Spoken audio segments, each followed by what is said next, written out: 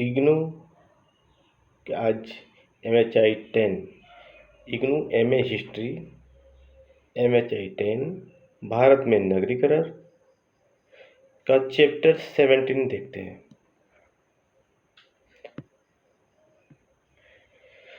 Chapter 17 सल्तनत और इसके नगर।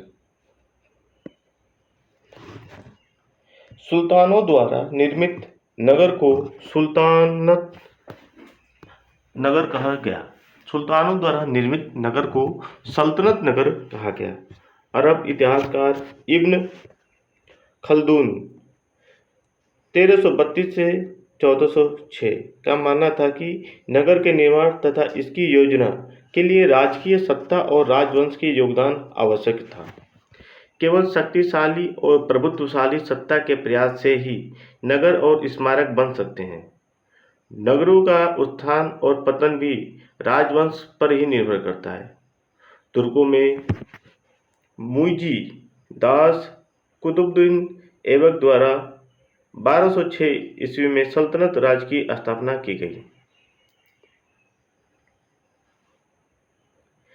तुर्कों के आक्रमण के पूर्व मोहम्मद कासिम के आक्रमणों ने उत्तरी भारतीय नगर पर पर्याप्त प्रभाव डाला। इस्लामिक नगरों की अपनी विशेषताएं थीं। सभी नगरों में एक मुख्य मस्जिद, सूक या बाजार, एक मदरसा, दुर्ग, आवासीय स्थल, मुख्य मार्ग, नगर दीवारें और नगर के बाहर साप्ताहिक बाजार आदि होता था। सामाजिक धार्मिक जीवन में धार्मिक विश्वासों की प्रधानता थी। दुर्ग में सुल्तान और इसके प्रशासनिक तंत्र निवास करता था। सबसे पहले अरब आक्रमण सिंध के मकरान में हुआ, जिसके नगरीय भूदृश्य में पर्याप्त परिवर्तन आ गया।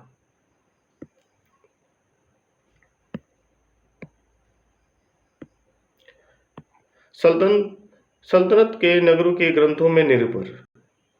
ग्रंथों में सल्तनत नगरों को विभिन्न प्रकार से निरूपित किया गया है। अली कूफी ने नगरों को शाही सत्ता का केंद्र बताया है। उसने अलौर नगर को हिंद और सिंध की राजधानी बताया है, जो भवनों, बागों और फुव्वारों से सुसज्जित था। कूफी ने अनेक किलेबंद नगरों का उल्लेख किया है। हसन निजामी ने नगर को समृद्ध बताया और दिल्ली को हिंदुस्तान का एक प्रमुख नगर बताया। जियाउद्दीन बर्नी शाही राजधानी दिल्ली की भव्यता का उल्लेख करता है। सल्तनत के ग्रंथ नगरों और गांवों में विभेद करते हैं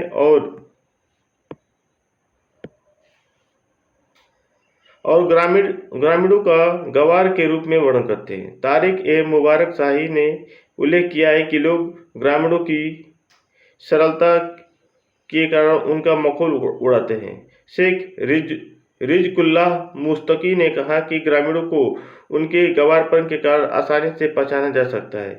इब्न खल्दून ने नगर की सभ्यता की धुरी माना है। इब्न खल्दून नगर को सभ्यता की धुरी माना है। विभिन्न दृष्टिकोण। सल्तनत काल में नगरीकरण को लेकर इतिहासकारों के विभिन्न प्रकार के विचार हैं। के.एम. अशरफ के अनुसार नगरों के स्वरूप में परिवर्तन हो गया और मंदिरों के स्थान पर मस्जिदों, मकबरों और मेहराबों का निर्माण हुआ। मोहम्मद हबीब का कहना है कि 13वीं-14वीं शताब्दी ईस्वी में नगरीय क्रांति हुई और भारत किलेबंद नगरों, कस्बों और गांवों का देश बन गया। नगरों पर उच्चतर वर्ग का नियंत्रण था, परंतु कामगार वर्ग की स्थिति दयनीय थी। स्थानीय राज्यों ने भारतीय कामगारों को नगर के बाहर रखा। हिंदू और मुसलमान दोनों ने नई व्यवस्था की स्थापना में योगदान दिया। प्रौद्योगिकी खोजों के कारण अर्थव्यवस्था और शिल्प उत्पादन का विस्तार हुआ। चरखे और लूम के प्रयोग से सूती वस्त्र उद्योग का विस्तार हुआ। नकवी के अनुसार सल्तनतकालीन नगर 1206 ईस्वी में केंद्रीकृत राज्य द्वारा राजनीतिक कारणों से प्रायोजित थी। दिल्ली, लाहौर, जौनपुर, बुरहानपुर आदि अनेक प्रशासनिक नगर थे। इन नवोदित नगरों को भौतिक आधार पर वाणिज्यिक, यातायात और औद्योगिक समृद्धि द्वारा प्रदान किया गया। नकवी के अनुसार नगरों से कई लाभ मिले, जैसे शांति और सुरक्षा की स्थापना,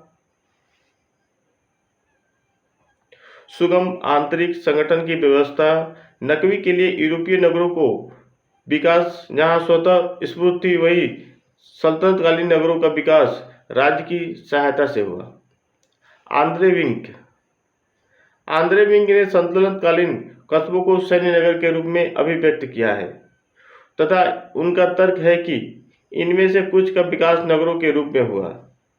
उन्होंने इसका कारण नगदी का प्रचलन और इक्ता प्रणाली का विकास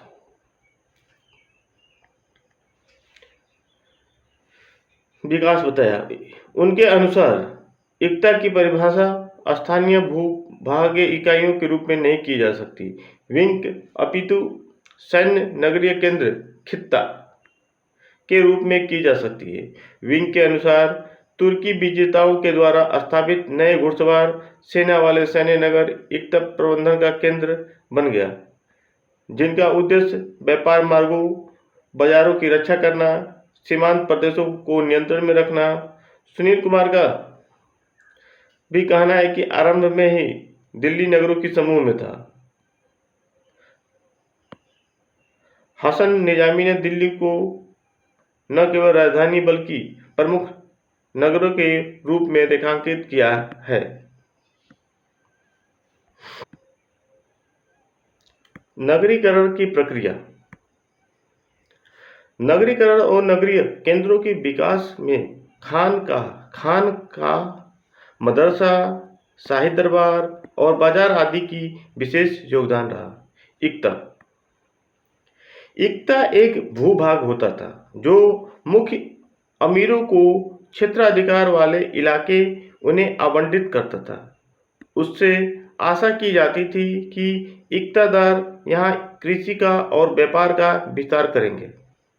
धीरे धीरे ये नगर विकसित होकर नगर में परिवर्तित हो गए। आंद्रे विंग ने इन्हें सैन्य नगरीय केंद्र मानते हैं। बहाउद्दीन तुगरिल ने बताया कि तुगरिल ने बयाना का विस्तार करके सुल्तान कोट नामक नगर की स्थापना की। इस प्रकार कड़ा और मानिकपुर भी नगर बन गए। इब्न बतूता ने इन नगरों को दिल्ली को गेहूं, चावल, चीनी और कपड़ों की आपूर्ति करने वाला मुख्य केंद्र बताया है। हसन निजामी बदायूं का उल्लेख हिंदुस्तान की प्रमुख नगर के रूप में करता है। यह संपूर्ण सल्तनत काल एक प्रमुख इक्ता, दास बाजार और प्रशासनिक केंद्र बना रहा। इल्तुतमिश ने अपनी सूबेदारी के दौरान यहाँ ईदगाह का निर्माण करवाया। मुल्तान, कालपी, जौनपुर, मांडू, अहमदाबाद और बिदर भी राजधानी शहर के रूप में विकसित हुए। मौद्रीकरण।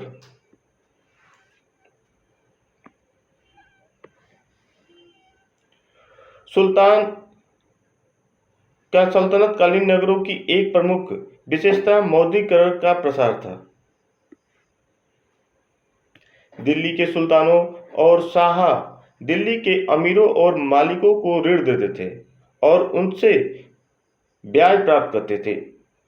इसने मौद्रीकरण की प्रक्रिया को तेज कर दिया।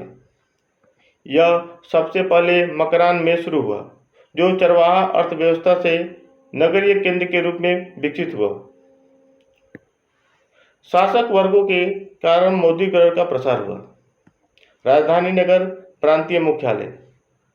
गजनी और गौर शासकों के संरक्षण में लाहौर का विकास हुआ और यह बाद में सल्तनत की राजधानी बनी।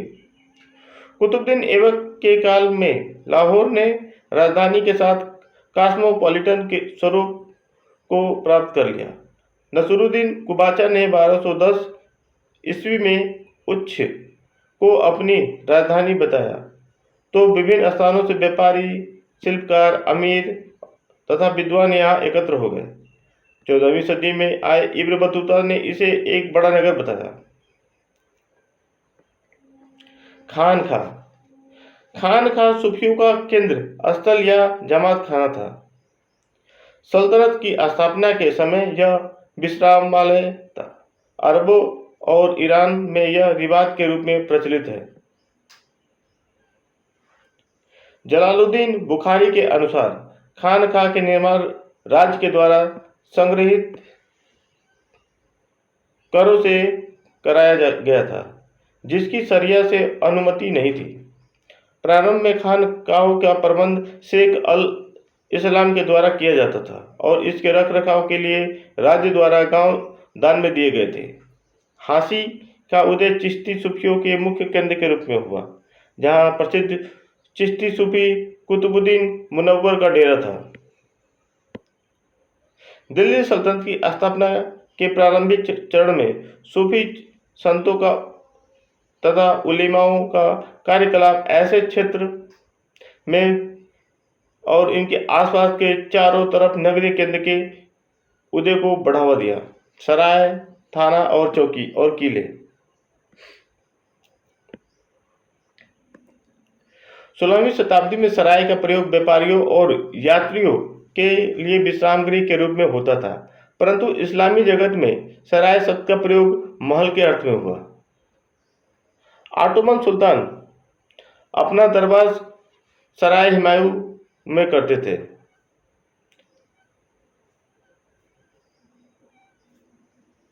दिल्ली सुल्तानों के काल में भी इसका प्रयोग शाही महल, समृद्ध व्यक्तियों के भवन के रूप में किया जाता था। जियाउद्दीन बर्नी ने अलाउद्दीन के महल को सराय कहा था। थाना नए उदयीमान कस्बों के प्रमुख प्रतीक के रूप में उभरे। ये कानून और व्यवस्था बनाए रखने के लिए पुलिस चौकियों के लिए रूप में स्थापित किए गए थे। चंबल घाटी के डकैत प्रवण क्षेत्र में निपटने के लिए सिकंदर लोदी 1489 से लेकर 1517 तक ने एक थाने का निर्माण किया, जो सिरसा के काल का प्रमुख नगर बन गया। थानों के साथ प्रायः किला जुड़ा होता था। तुगलक काल में अनेक किलों, कस्बों आदि का निर्माण किया गया। मदरसे और मस्जिद। सल्तनत काल की महत्वपूर्ण संरचना मस्जिद और मदरसे थे।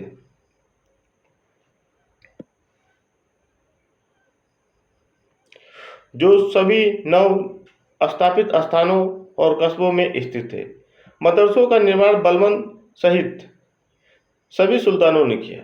इससे शिक्षा और संस्कृतिकरण का पर्याप्त बढ़ावा मिला। मदरसे सभी वर्गों के लिए खुले हुए थे। हिंदू बच्चे भी इसमें फारसी लोकप्रिय विज्ञानों की शिक्षा ग्रहण करते थे। दुआब और मेवात क्षेत्र में थानों के साथ मदरसे और मस्जिद भी थे।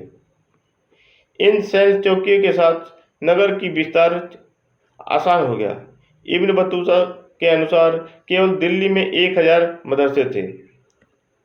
उसके अनुसार हांसी और सुनाम के कस्बे भी शिक्षा के महत्वपूर्ण केंद्र के रूप में उभरे। सोनार गांव बंगाल में इस्लामी शिक्षा का महत्वपूर्ण केंद्र था, जो बाद में सल्तनत की दूसरी राजधानी बनी। I.H. सिद्दीकी के अनुसार मदरसों का काफ़ी प्रभाव था और कभी कभी ये सामाजिक तनाव के कारण भी बने। बाजार, मंडियाँ। नगरों ने निकटवर्ती किसानों और शिल्पकारों को अपनी वस्तुएं बेचने के लिए आकर्षित किया। घोड़े बहुमूल्य वस्तुओं की आवश्यकता को पूरी करने के लिए बाजार मंडियाँ स्थापित की गई। जब गियासुद्दीन तुगलक ने तुगलकाबाद की राजधानी का निर्माण किया तो खास बाजार को केंद्रीय महत्व दिया गया। मिनिहाज दिल्ली में एक अन्य बाजारे बाजाजान का उल्लेख करता है। उसके अनुसार लखनौती बाजार में प्रतिदिन 1500 घोड़े बिकते थे। सल्तनत काल में सभी नगरों में बाजार ए चुहारसू का निर्माण हुआ। कारखाना। सुल्तानों और अमीरों ने विभिन्न वस्तुओं के निर्माण के कारखाने स्थापित किए। कारखानों से लोग विशेष रूप से पुराने गुलामों को रोजगार की नई तकनीक का प्रशिक्षण प्राप्त होता था।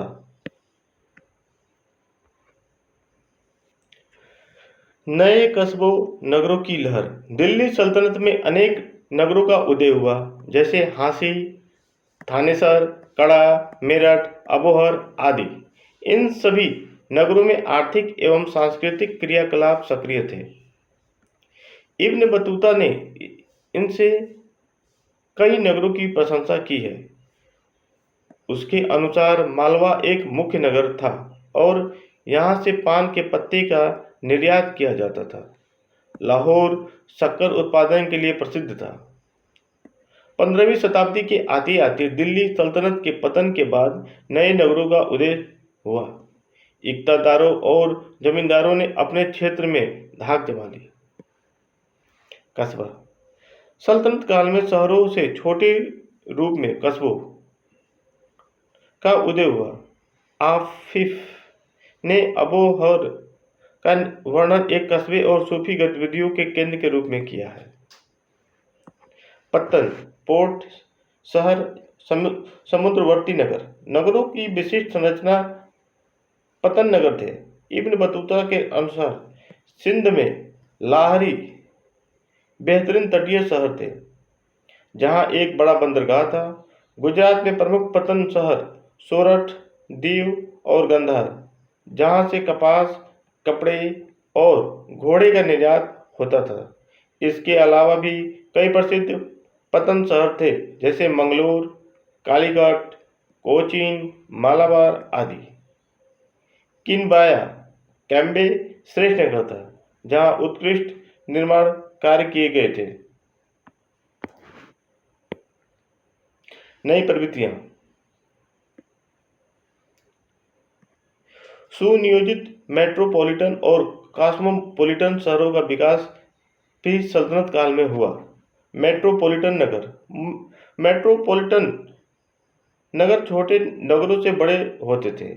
शम्स सिराज अफीफ ने राजधानी नगर दिल्ली को हजरत दारुल मुल्क और ममलकत कहा, जबकि अन्य नगरों के लिए उन्होंने शहर और कस्बा शब्दों का प्रयोग किया है।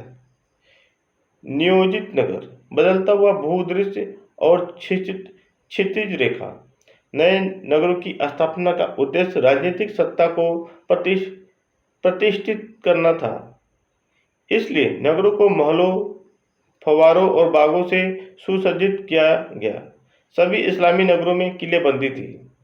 मंगोलों से रक्षा के लिए सुदृढ़ प्राचीन बनाई गई थी। भवनों में मेहराब और गुंबद का निर्माण किया गया था। नियोजित नगर हिसार फिरोज। हिसार फिरोज एक शाही नगर था। इसकी स्थापना फिरोज तुगलक ने की थी। यह स्थान ईरान और खुरासान के व्यापार मार्ग पर था। यह योजनाबद्ध तरीकों से बनाया गया था और सुल्तान ने इसमें अमीरों के लिए क्वार्टर बनवाए थे।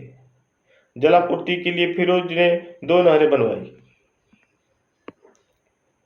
योजनाबद्ध नगर देवगिर दौलताबाद।